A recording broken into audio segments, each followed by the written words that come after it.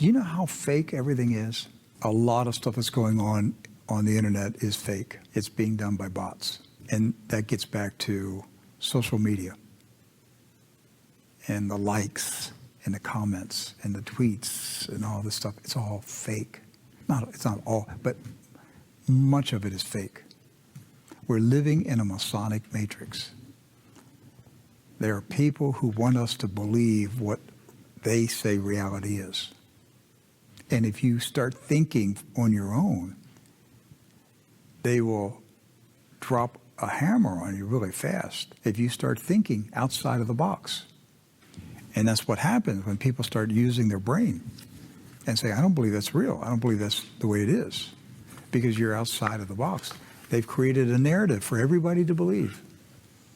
And when you start saying that's not true, that didn't happen, or it happened this way, then they have to come after you. You're a conspiracy theorist. You're a tinfoil hat wearer. You're a domestic terrorist. You're something to frighten you, to intimidate you, to get back into the matrix. That's how they're controlling the world. Lied to about during the pandemic. We were repeatedly lied to. The goalposts were repeatedly changed. We're being lied to about the the Ukraine war. We're being told once the story about the Ukraine war that we're over there as a humanitarian mission, but it's become clear that war, that there's another agenda behind that war, that it's about regime change, it's about exhausting the Russians. And that means the Ukrainians are caught in a proxy war between two great powers that are manipulating the situation for geopolitical reasons and sacrificing hundreds of thousands of Ukrainian youth. I think the administration and the Pentagon are not being honest with the American people about the sacrifice of Ukrainians. And I think the Ukrainian government is also not being honest. So, you are the best data now shows that about 350,000 Ukrainians have been killed on the front lines. Wow. And we're not being told that. And we're also being lied to about what the purpose of the war is.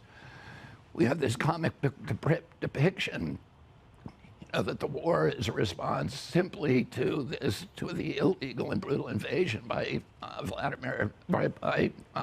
Putin. Mm-hmm.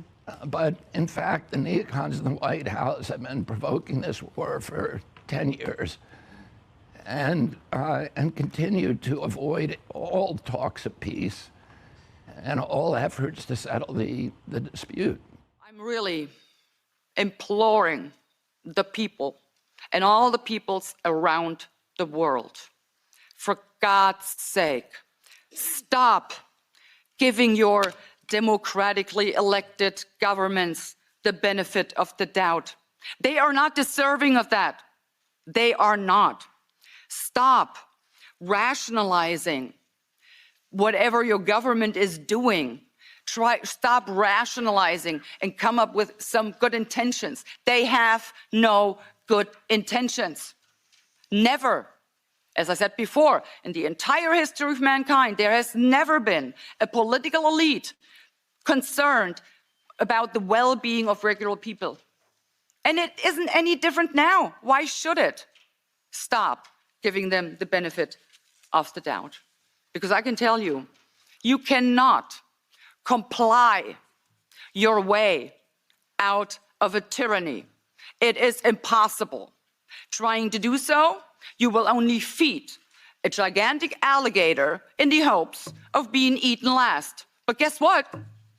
Your turn will come, and then you will be the one swallowed up.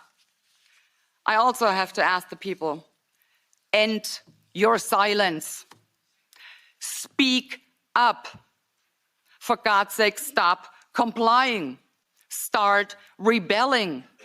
They're out to get you if you do not resist. I would also urge you to stop voting for those who inflict this psychological abuse on you, who mock you for their own good.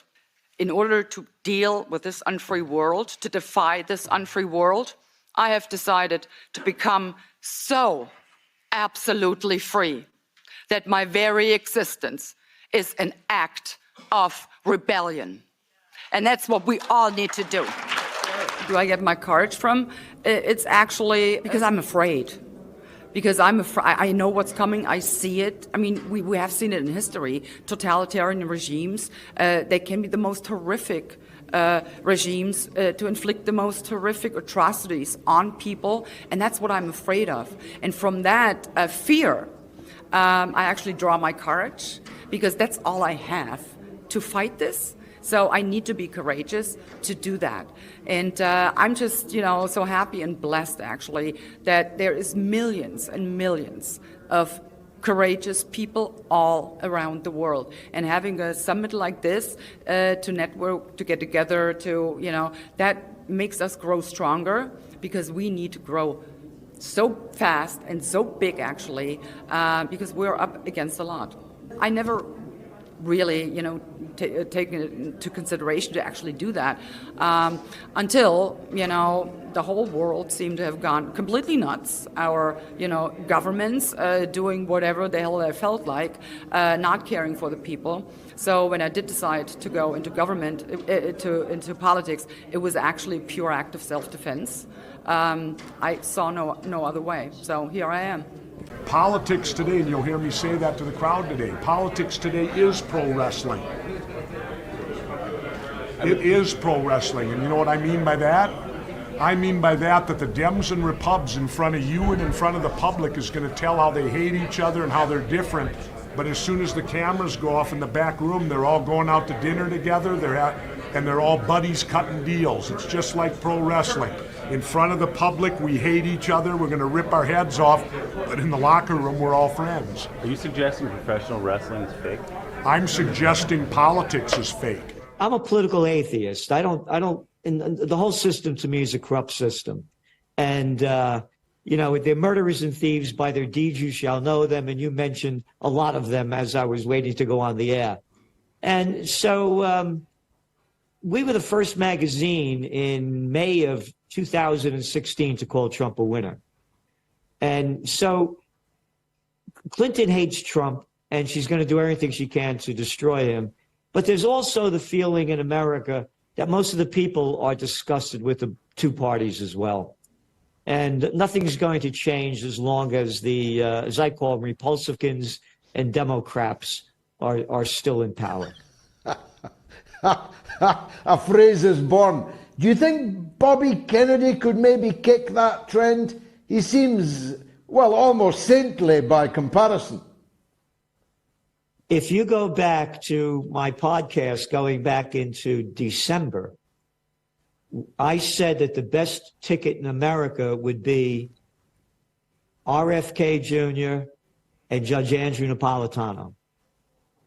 And I've been saying RFK Jr. now since then, and today he's supposed to officially announce it. Yes, I think he could win it. I mean, think about it. This is a guy whose uncle was assassinated, the President of the United States. His father was assassinated. You think this guy has feelings and emotions that are different than anybody on the planet? I did a talk for Ron Paul, it was called The War on Us, back in 2021 in D.C.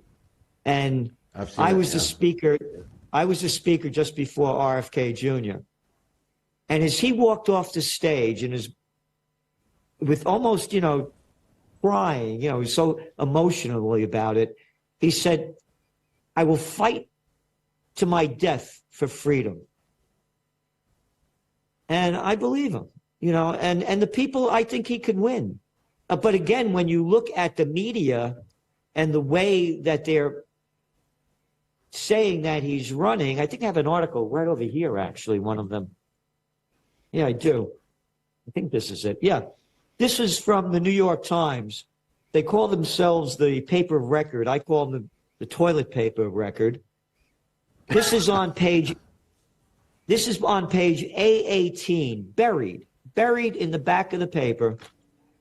Kennedy Jr., Fauci critic, files for run for president. What the hell do I care if he's a Fauci critic? Is that a headline for? So what I'm saying to you, George, is that they're going to do everything they can to discredit him and keep the establishment in place. Because all these little lowlives, I call them prostitutes, media whores that get paid to put out by their corporate pimps and their government whoremasters, just keep bending down and sucking up to the powers in charge. And that's all they're going to continue to support. And they will attack anybody outside the club.